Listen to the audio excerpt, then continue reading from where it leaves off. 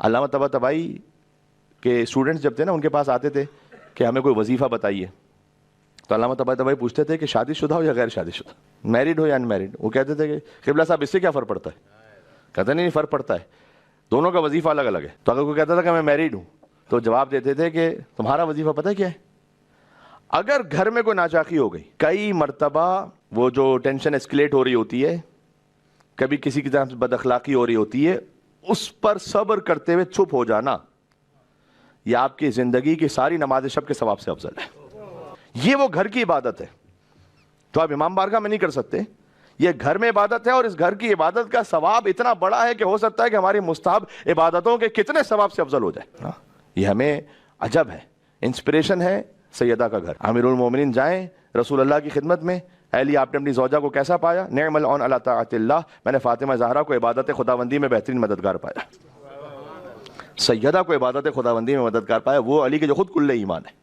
رسول اللہ فرمائے کہ لولا علی لم یکن لفاطمہ کفن، اگر علی نہ ہو تو فاطمہ کی کوئی برابری کرنے والا ہی نہ.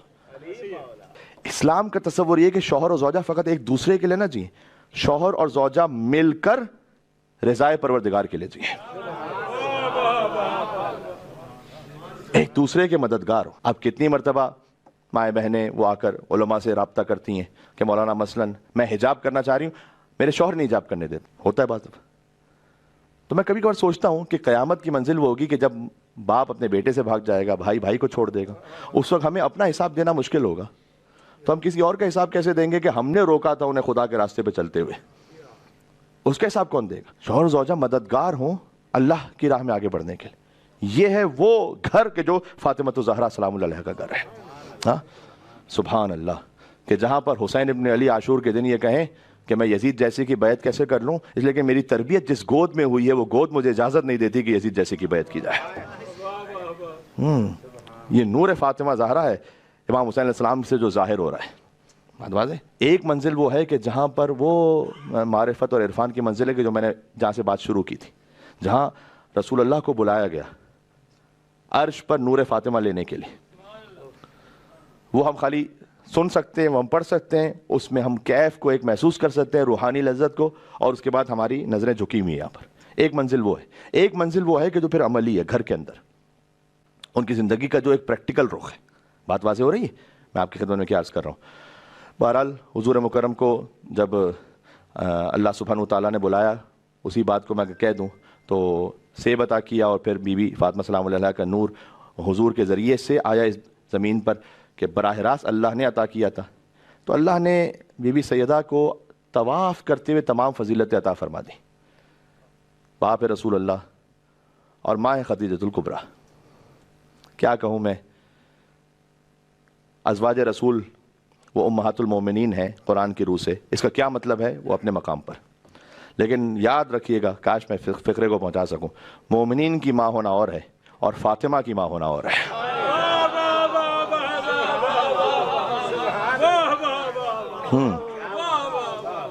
تمام ازواج رسول امہات المومنین تو ہیں، لیکن سب فاطمہ کی ماں تھوڑی.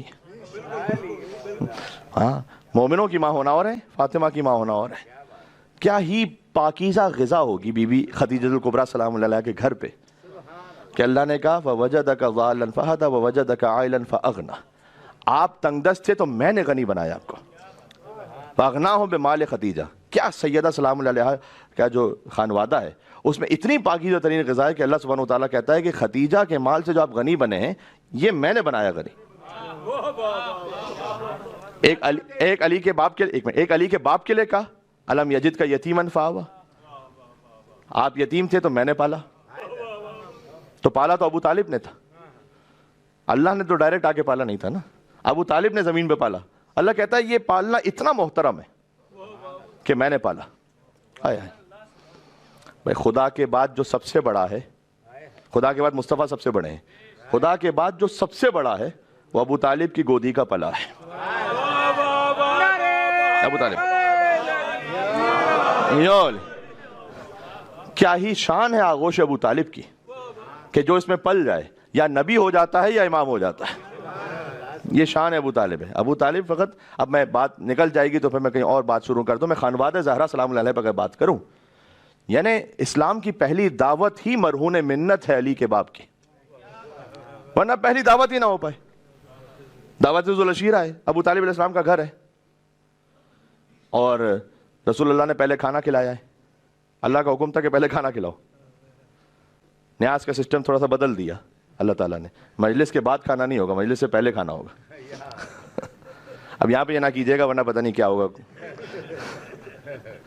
بہرحال لیکن پہلے کھانا کروایا, اور جب وہ کھانا ہو چکا تو رسول اللہ اٹھے تقریر کے لیے, تو ابو لہب کھڑا ہو گیا, اس نے شور مچایا. رسول اللہ کو تو بات ہی نہیں کرنی تھی. چلے گئے, جاتے ہوئے رسول اللہ نے کہا کل پھر کھانا ہے, پھر آ جانا. اگلے دن پھر بلایا, پھر کھانا کھلایا, پھر چلے گئے, نہیں بات کرنے دی رسول اللہ کو. تیسرے دن پھر رسول اللہ نے کہا تھا کھانا ہے, آ جانا. تیسرے دن پھر آئے, کھانا کھایا. اب یہاں سے جب رسول اللہ اٹھے بات کرنے کے لیے تو ایک طرف سے ابو لہب اٹھا شور مچانے کے لیے, دوسری طرف سے ابو طالب علیہ السلام اٹھے. عالم اسلام کو اگر تعارف کروا دوں تو ایک طرف سے کعبے کا چور اٹھا, ایک طرف سے کعبے کا محافظ اٹھا, ایک طرف سے کذاب اٹھا, اور ایک طرف سے 14 صادقین کا باپ اٹھا. حیدر ہوں کہ حسنین کے سجاد خدا ہوں, اور باقر ہوں کہ جعفر ہوں کہ موسیٰ کے رضا ہوں, اور جواد تقی ہوں یا نقی مست دعا ہوں, یا سرکار حسن عسکری انجم بقبا ہوں, یا مہدی آخر کے حجابوں میں چھپا ہوں, ہر جز اسی پیکر غالب سے ملے گا, ہر جز اسی پیکر غالب سے ملے گا, اور ہر فرد کا شجرہ ابو طالب سے ملے گا. یہ ہے ابو طالب.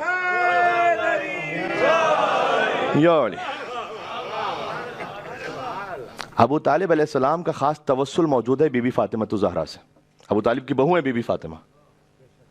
جب بیوی کی ولادت بھی نہیں ہوئی تھی تو مکہ میں ایک ارتھکوئک آیا تھا, تو حضرت ابو طالب علیہ السلام گئے کوہ ابو قبیس پر, اور وہاں جا کر انہوں نے دعا کی تھی کہ پروردگار تجھے محمد کی محمدیت کا واسطہ, علی کی علویت کا واسطہ, وبالفاطمۃ البیضاء, اور فاطمہ کی نورانیت کا واسطہ. یہ حضرت ابو طالب علیہ السلام کا توسل ہے حاجات کی برابری کے لیے. تو سیدہ سلام اللہ علیہ کو اس خانوادے میں بھیجا جہاں باپ ہے محمد مصطفیٰ اور ماں ہے بی بی خدیجہ الکبریٰ. اتنا پاکیزہ مال میں نے عرض کیا تطہیر خدیجہ کے لیے, اور کہوں کیا, جس گھر میں رہی اس کے افراد بھی معصوم, اور یہ سارے زمانے میں خدیجہ کا شرف ہے کہ اولاد بھی معصوم ہے, داماد بھی معصوم ہے. ہاں, یہ میں ایک فقرے میں جو بات کہہ رہا ہوں اس میں بڑی منزلیں چاہیے پھر. تو اس خانوادے میں اس مقام پر تو سبق کیا ملا؟ سبق یہ ملا کہ اللہ سبحانہ وتعالیٰ تک روحانیت و معنویت اور عرفان کی منزلیں طے ہو ہی نہیں سکتی. سب سے پہلا مرحلہ ہے کہ رزق تو پاکیزہ ہو, رزق تو حلال ہو, ٹھیک ہے.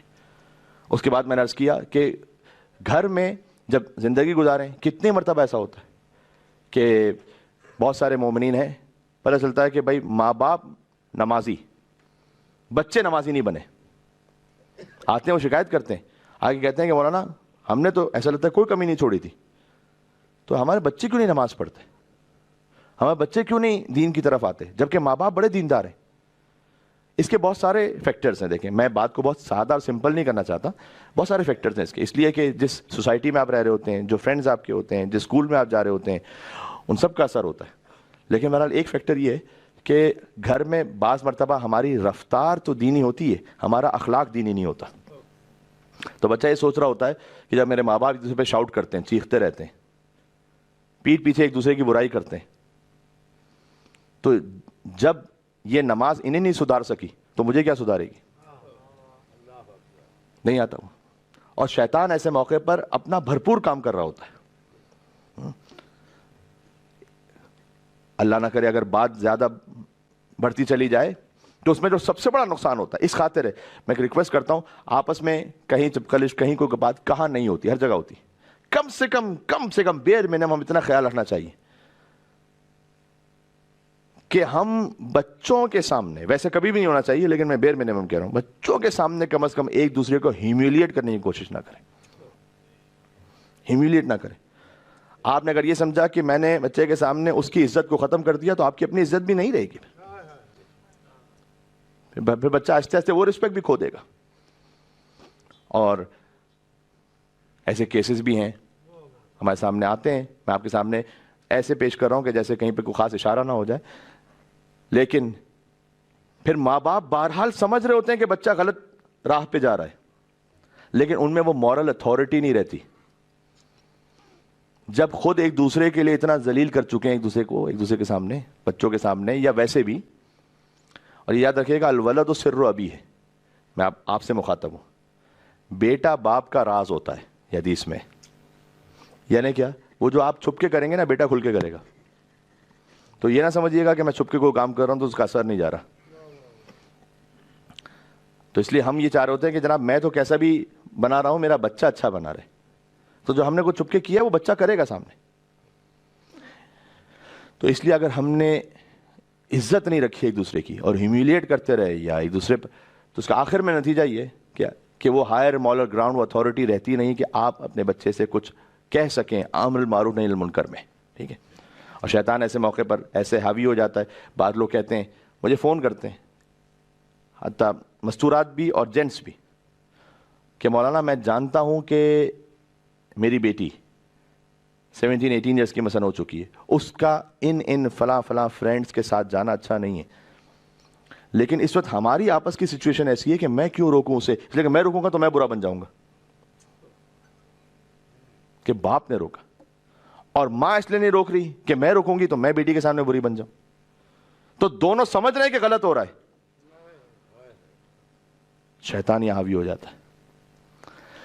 تو عزیزوں، سیدہ سلام اللہ علیہا وہ مکمل اسوہ حسنہ ہے، خدا کی قسم، کہ بی سے توسل بھی کریں، یہ درود بھی پڑھتے رہیں، اللہم صلی علی فاطمہ و ابیہا و بعلہا و بنیہا و سر المستودع فیہا بعدد ما احاط بہ علمک. پروردگار تو درود و سلام بھیج کن پر؟ بی بی فاطمہ پر، ان کے بابا پر، ان کے شوہر پر، ان کے بچوں پر، اور اس خاص راز پر جو تو نے فاطمہ میں رکھا ہے، یعنی امام زمان علیہ السلام پر. بعدد ما احاط بہ علمک. اتنا درود و سلام بھیج کر جس کا احاطہ تیری ذات کے علاوہ کوئی نہیں کر سکتا.